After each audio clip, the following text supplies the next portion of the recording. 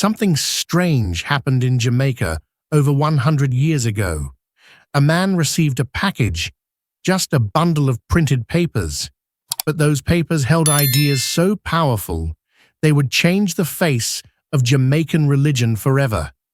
Today, this group is over 340,000 strong and holds an unstoppable influence over education, healthcare, and even government. How did a small group of believers explode into one of Jamaica's most powerful religious forces? This is the untold story of how the Seventh-day Adventists became a powerhouse in Jamaica. The unexpected beginning, Jamaica. 1890s, a time of social struggles, colonial rule, and deep religious divisions. James Palmer, a Jamaican living in the bustling city of Kingston, receives a mysterious package from his father. Inside, Adventist literature, pamphlets about keeping the Sabbath, healthy living, and a radical new way of understanding the Bible. At first, Palmer is just curious, but soon he becomes obsessed. He starts sharing what he learned, and one woman listens, Margaret Harrison, the first known Jamaican to embrace Adventism. She becomes the spark that ignites a fire. Then, in 1893, something big happens. The first official Adventist missionary, Elder A. J. Hasemer, arrives on Jamaican soil. Within a year, the first Adventist church is born, with just 37 members. But this wasn't just another church trying to grow. The message was different. It wasn't about just faith. It was about living differently. What you eat, what you drink, how you worship, and even how you rest. And in a Jamaica, where many were still struggling to define their own identity under colonial rule, this message found a home. By 1903, just a decade later, Jamaica had its own Adventist conference, leading the movement from within. But what made Adventism explode in popularity? A movement that couldn't be stopped: education. The Adventists did something no one else was doing. They built schools for ordinary Jamaicans, including the now world-famous Northern Caribbean University, NCU. Healthcare. They established hospitals like Andrews Memorial, bringing affordable medical care to the people. A holistic lifestyle.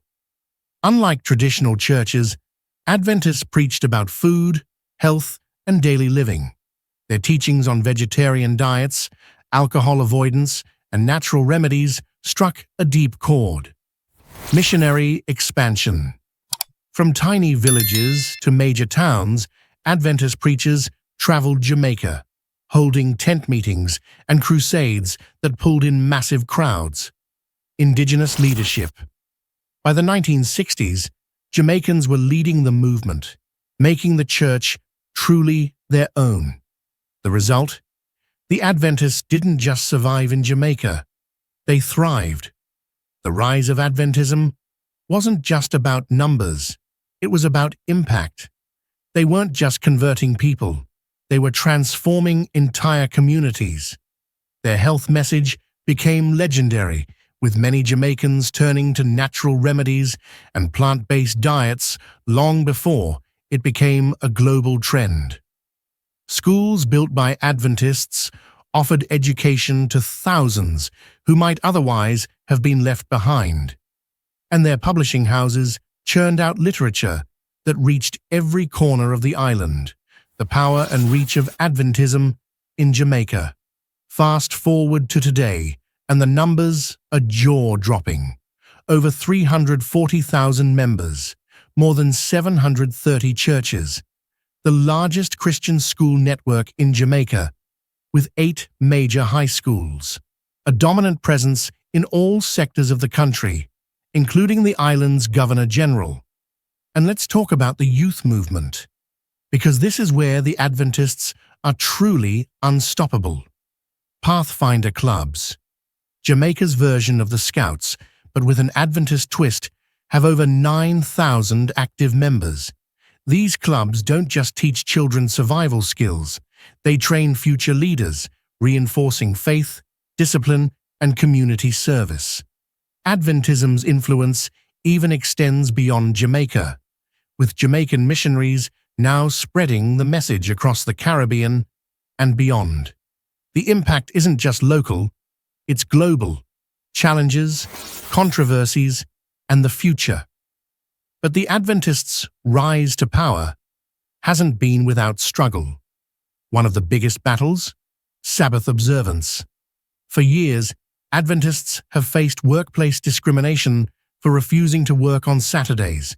Employers have fired, refused promotions, and even pressured Adventist employees to break their faith. Even in schools, Adventist students have been forced to choose between work and their beliefs. Then, there's the child abuse controversy, a shadow that has loomed over many religious institutions. The Adventist Church in Jamaica has publicly committed to a zero-tolerance policy, but the scars of past cases still linger. And let's not forget internal conflicts. From COVID-19 vaccine debates to leadership disputes, the Adventist community has not always spoken with one voice. The religious landscape, and bonus facts, are Adventists the largest denomination in Jamaica? By percentage of total Christians, the Church of God denomination is slightly ahead. But when you look at structured, organized religious bodies, Adventists dominate. Fact number 1. The Adventist school system educated some of Jamaica's most powerful leaders. Fact number 2. Adventists have the largest private healthcare network in Jamaica. Fact number 3.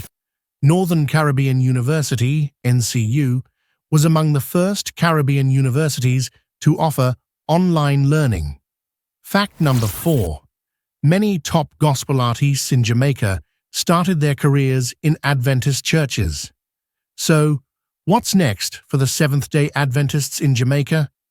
They're still expanding, still supporting schools and hospitals, still growing their youth movement, and still one of the most influential groups on the island. But here's the real question. Will their dominance continue? Or will new religious movements challenge their power? Let's hear from you. Drop a comment below.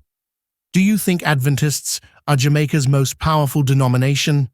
And hey, if you love stories like this, hit that subscribe button for more deep dives into Jamaica's untold history. And please check out other videos on this channel, Impacting Jamaica.